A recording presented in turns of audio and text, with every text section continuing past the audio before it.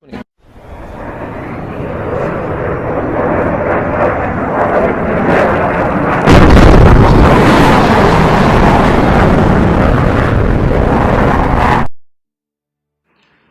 everyone, my name is Krishan Kumar Singh. I'll be presenting a video on an incident that happened yesterday in Gwalior at 8:35 pm. A threatening, or we should say frightened sound was heard in Gwalior. So let's get to know about what is sonic boom. Sonic boom is the sound associated with the shock waves created whenever an object travels through the air faster than the speed of sound. We know the speed of sound is 340 meters per second.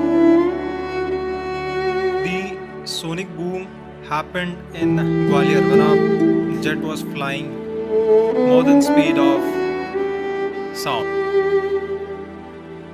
Heard from the jet that was flying from the Air Force Station Maharajpura Air Base.